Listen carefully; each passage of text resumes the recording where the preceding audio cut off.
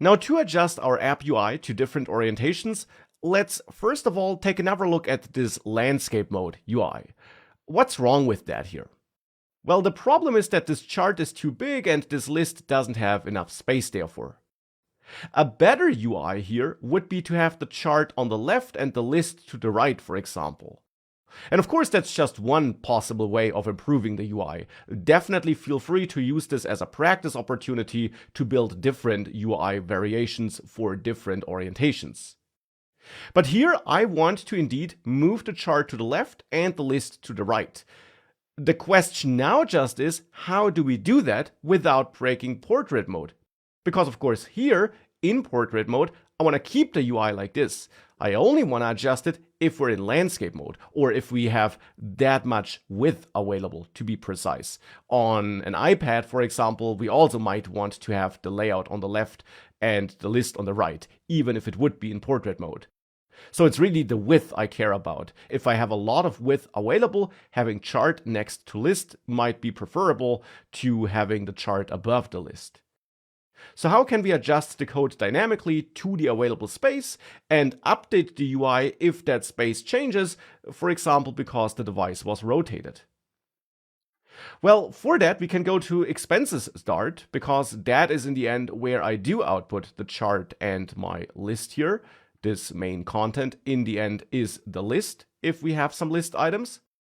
And therefore it's in the end here where we want to switch from a column to a row if we are in landscape mode. Because that would ensure that items would be rendered next to each other instead of above each other. With a column, they are rendered above each other. With a row, they would be rendered next to each other.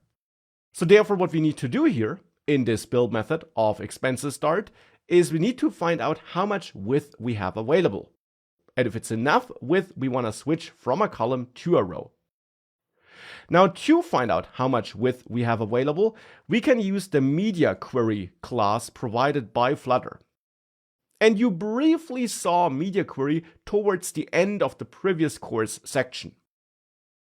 Media query has an auth constructor function, which wants the context object as input, since that holds important information, meta information to be precise, about the widget in which this code executes and its position in the overall widget tree. And once media query has been connected to context like this, you can access various pieces of information on that created media query object. For example, there is a size property which you can access. And this size property gives you access to a size object which holds more information about the available size on the device. For example, you can get the aspect ratio of the screen on which your app is running, but you can also get the height and width, and that simply is the available width and height on the device in which your app is running. So here, if I access width, for example, I get the width of my screen, and if I simply print this here so that we can take a look at that, and we maybe also print the height here, we can see that if I save this and I force a reload and we then open this debug console, that we see the width and height being output here. And of course, the exact numbers will depend on the device you're simulating this app on, but this here would be the width and height of the virtual device on which this app is running. Now, if I rotate this, you will see that it automatically prints new values here, which are the same values as before, just swapped. Because now the old height is the width and the old width is the height, because we switched from portrait to landscape mode. And since this gets printed again here, we also see that the build method seems to execute again if you rotate the device. And indeed, this is something Flutter does for you. It executes this build method again so that with the media query, you get the updated width and height so that you could adjust your UI that's returned by that build method, so the widget tree that's returned by that build method, to the available width and height. Therefore, now that we know that, we can store that width in a variable just to make working with it a bit easier. And now we could use that width to render a row instead of a column if we have enough width available.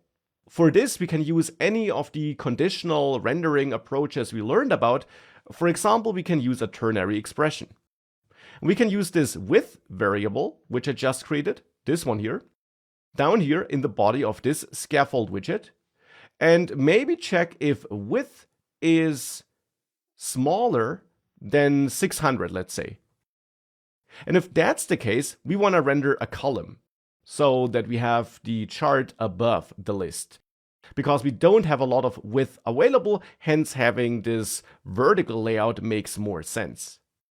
On the other hand, if the width is equal to 600 or greater than 600, we want to switch to a row instead.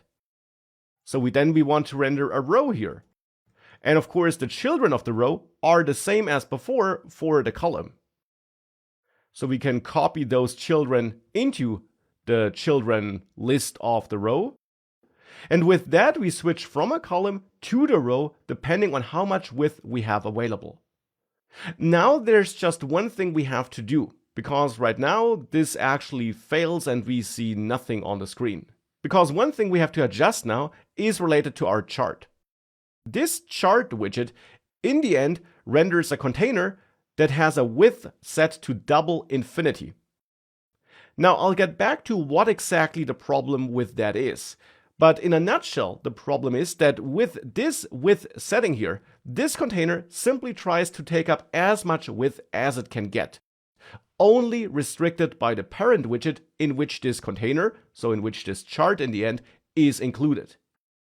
The problem with the chart being inside of a row now is that the row also has a width of infinity, so it tries to get as much width as possible. And if you have a child that tries to get as much width as it can get, and you have a parent that tries to get as much width as it can get, you get an error because Flutter is not able to display a UI. To work around that, you should wrap the chart also in expanded, which is basically always the solution whenever you have widgets nested into each other that don't work together like this. And it should work. So if you save this and force a reload, you now see that indeed the chart sits next to the list. And with that, we now got a UI that makes way more sense, because now this UI works here on landscape, but it also works on portrait mode. And you see that as I switch between those modes, the UI gets updated and gets adjusted to the available width. And that's exactly what responsive design means. Your layouts adjust to the available sizes.